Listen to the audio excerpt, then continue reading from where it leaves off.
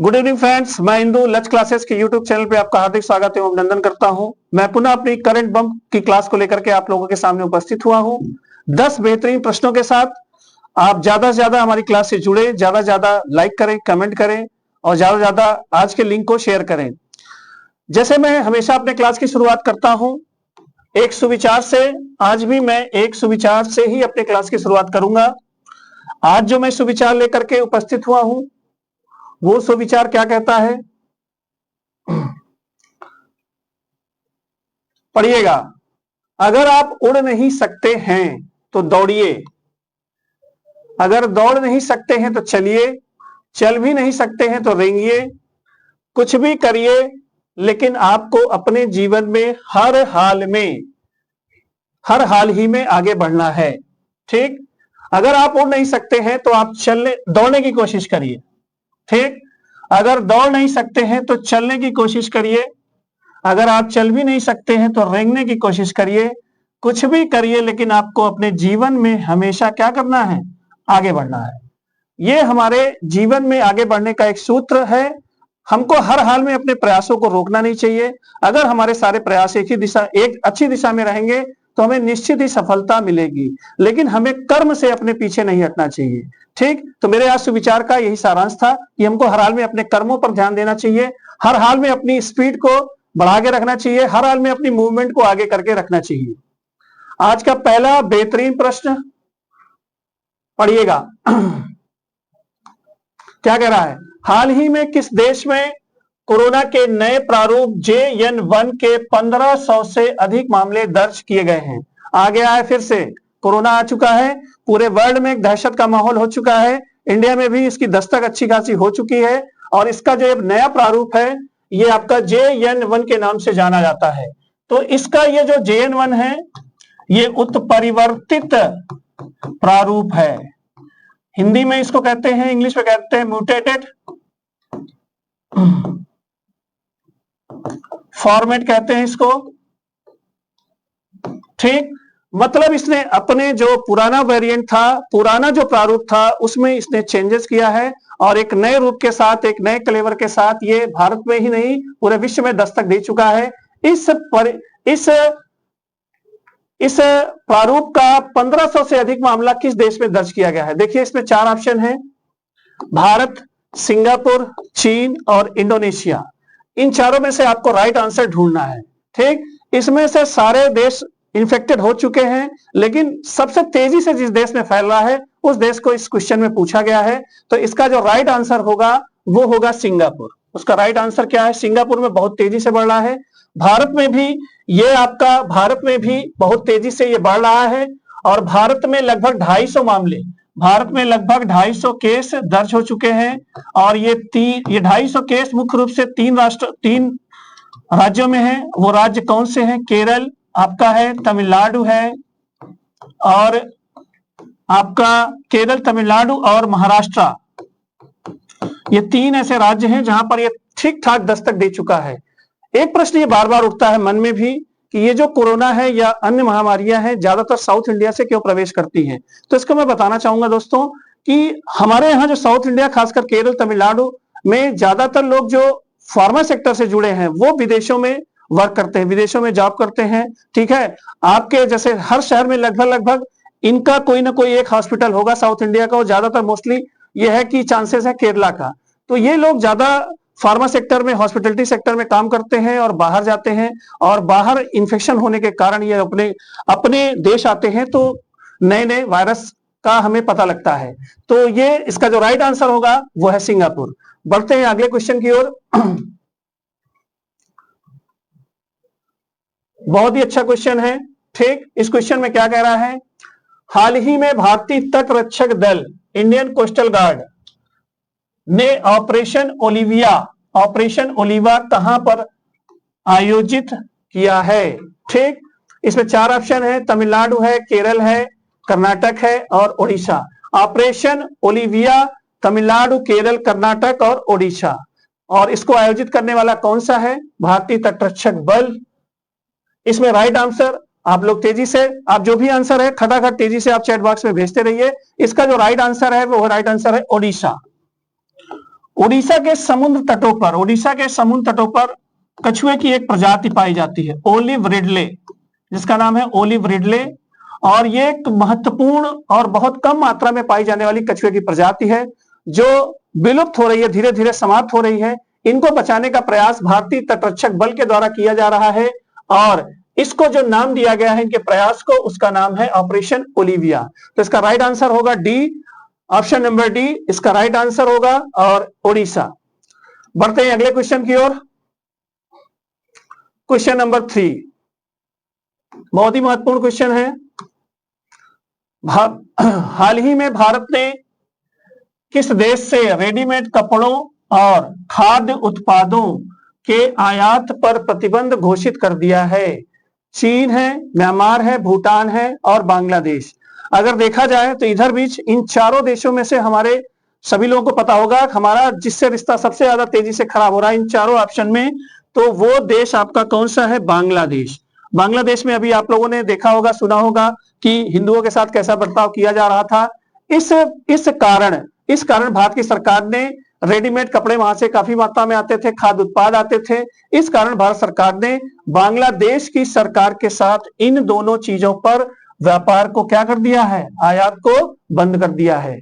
ठीक, तो इसका राइट आंसर जो होगा वो होगा बांग्लादेश।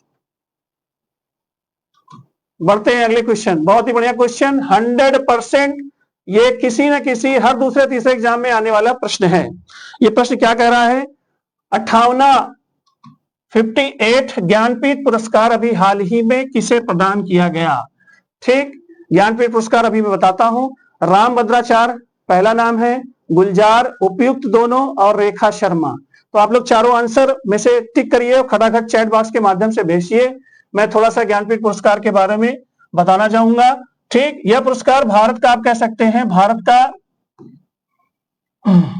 सर्वोच्च साहित्यिक पुरस्कार है, सर्वोच्च साहित्यिक पुरस्कार है कह सकते हैं आप।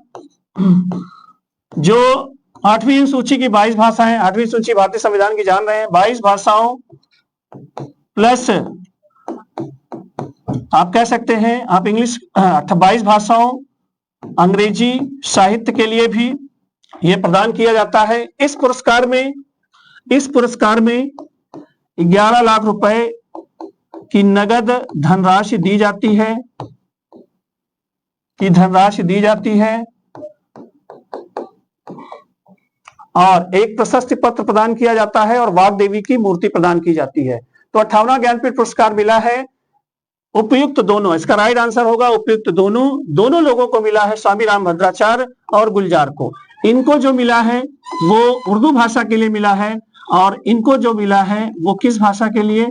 संस्कृत भाषा के लिए मिला है। तो इसका राइट आंसर होगा सी। इंपॉर्टेंट क्वेश्चन है, मोस्ट इंपॉर्टेंट क्वेश्चन है, आना तय है किसी न किसी एग्जाम में, इससे आपकी मुलाकात होगी। बढ़ते हैं अगले क्वेश्चन, क्वेश्चन नंबर 5, बहुत ही बढ़िया क्वेश्चन। क्या कह रहा है? हाल ही में किस देश के डॉक्टरों की टीम ने विश्व का पहला मानव मूत्राशय प्रत्यारोपण किया है? ठीक, मानव मूत्राशय का यूरिनरी ब्लैडर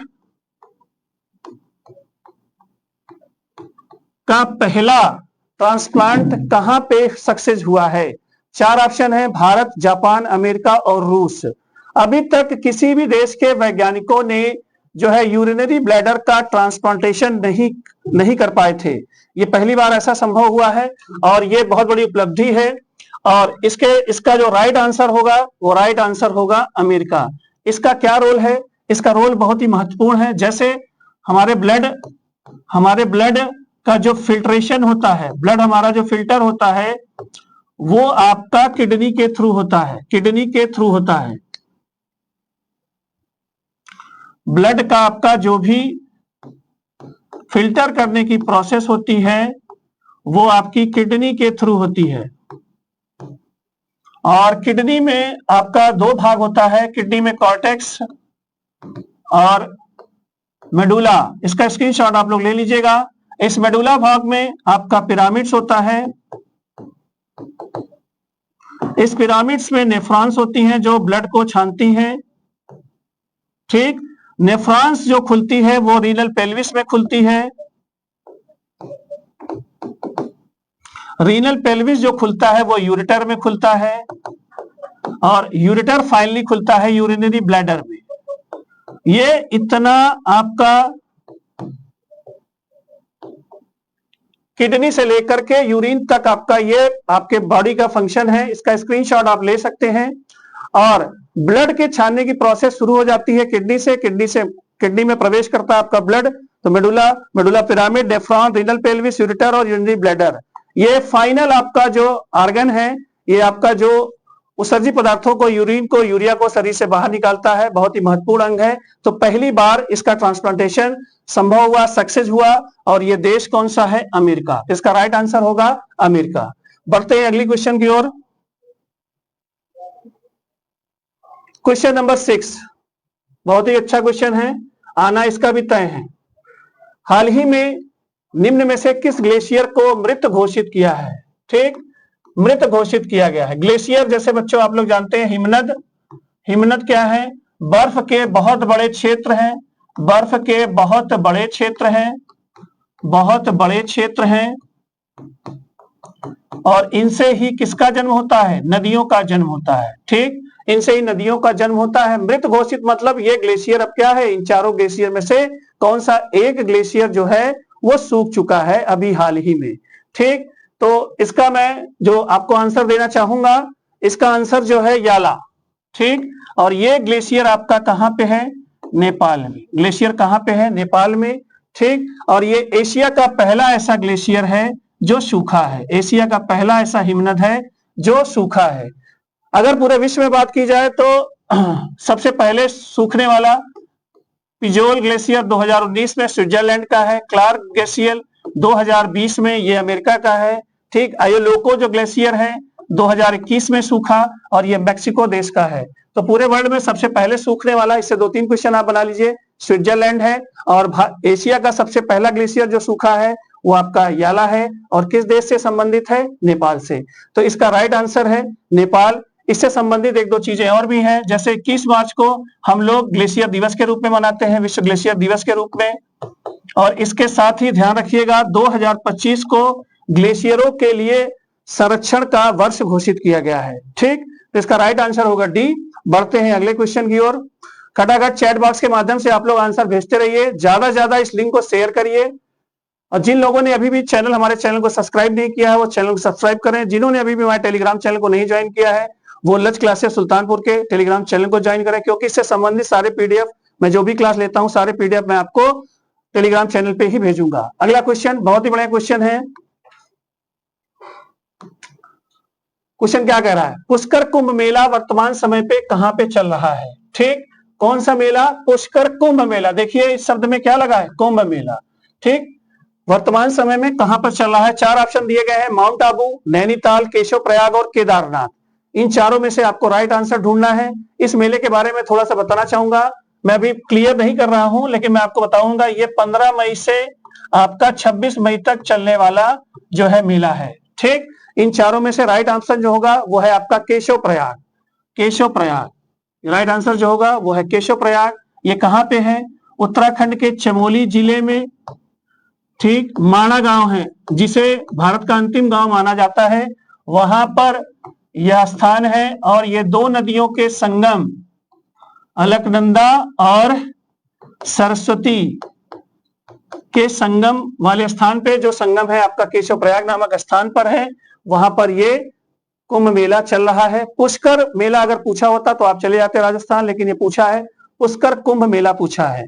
ठीक, 15 मई से 26 मई चलने वाला ये आपका कुंभ मेला है। ठीक, ये भी मेला 12 वर्ष पे लगता है, ये भी ध्यान रखिएगा, ये भी मेला जो है 12 वर्ष पे लगता है। तो इसका राइट आंसर होगा केशव प्रयाग। बढ़ते हैं अगले क्वेश्चन की ओर। Question number 8। ठीक, महत्वपूर्ण क्वेश्चन है। क्या कह रहा है? भारत सरकार के नए वित्त सचिव कौन बनाए गए हैं? तुहिन कांता पांडे, अजय सेठ, अभय शर्मा, राष्ट्रीय पटनायक। ठीक, नए वित्त सचिव मतलब वित्त मंत्रालय का सर्वोच्च प्रशासनिक अधिकारी। वित्त मंत्रालय, भारत सरकार के वित्त मंत्रालय का सर्वोच्च प्रशासनिक अधिकारी, सर्वोच्च अधिकारी। यह ध्यान रखिएगा। एक चीज मैं आपको बताना चाहूंगा बच्चों, जहां पर सचिव लिखा होगा और संबंधित विभाग का सचिव लिखा होगा, तो ये जानते रहिएगा ये सबसे बड़ा सरकारी ऑफिसर होता है। ठीक, आईएएस ऑफिसर प्रमोट होकर के इस पद तक पहुंचते हैं। तो इसमें 4 ऑप्शन है, तुहिन कांता पांडे, अजय सेठ, अभय शर्मा, राशि पटनायक। इसमें जो राइट आंसर है वो है अजय सेठ। ठीक, अजय सेठ को अभी हाल ही में भारत सरकार के वित्त मंत्रालय के द्वारा जो है नया वित्त सचिव घोषित किया गया है। एक क्वेश्चन इसमें आप और लोग भी ऐड कर लीजिएगा। तुहिन कांता पांडे इससे पहले वित्त सचिव थे, जिनको भेजा गया है सेबी के निदेशक के रूप में, security exchange board of India, भारतीय प्रतिभूति एवं विनिमय बोर्ड का अध्यक्ष नियुक्त किया गया है। ठीक, तो ये 2 आप आंसर इसके साथ, ये 2 आप क्वेश्चन आप इसके साथ समझकर चलिएगा। अगला क्वेश्चन, क्वेश्चन नंबर 9, सभी लोग बने रहिएगा। अब क्वेश्चन नंबर 9, अभी हाल ही में तीस्ता प्रहार युद्धाभ्यास कहां पर आयोजित किया गया था? इसके 2 ऑप्शन हैं, सॉरी इसके 4 ऑप्शन, मिजोरम, पश्चिम बंगाल, उत्तराखंड और राजस्थान। ठीक, तीस्ता प्रहार युद्धाभ्यास मैं आपको बताना चाहूंगा, ये थल सेना की सभी इकाइयों मतलब टेक्निकल इकाइयां भी इसमें जुड़ी थी। थल सेना की सभी इकाइयों का ये युद्धाभ्यास था। इसके साथ इसमें वायुसेना की इकाई ने भी भाग लिया था। ठीक, और ये आपका ऑपरेशन सिंदूर के बाद आयोजित होने वाला एक प्री रिहर्सल था युद्ध का, बहुत बड़ा युद्धाभ्यास था। और ये आयोजित किया गया था कहां पर? पश्चिम बंगाल। कहां पर आयोजित किया गया था? पश्चिम बंगाल में सिलीगुड़ी के बगल ये आपका तीस्ता फायरिंग रेंज है। सिलीगुड़ी के बगल तीस्ता फायरिंग रेंज है जहां पर इस युद्धाभ्यास को आयोजित किया गया था। ठीक, तो इसका राइट आंसर होगा बी। बढ़ते हैं आज के अंतिम प्रश्न की ओर, सभी लोग बने रहिए। बहुत ही अच्छा क्वेश्चन है। हाल ही में किस आईआईटी ने हाई स्कूल की लड़कियों के लिए मनस्वी मेंटरशिप कार्यक्रम प्रारंभ किया है? ठीक, हाल ही में किस आईआईटी ने हाई स्कूल की लड़कियों के लिए मनस्वी मेंटरशिप कार्यक्रम प्रारंभ किया है? पहले तो मेंटरशिप प्रोग्राम क्या होता है, कार्यक्रम क्या होता है? ठीक, ये एक प्रकार की काउंसलिंग होती है, ये एक प्रकार का प्रेरणा कार्यक्रम है जिसे बच्चों को या जिसके लिए भी आयोजित किया जाता है उसको समझाया बुझाया जाता है, उसको जानकारी दी जाती है।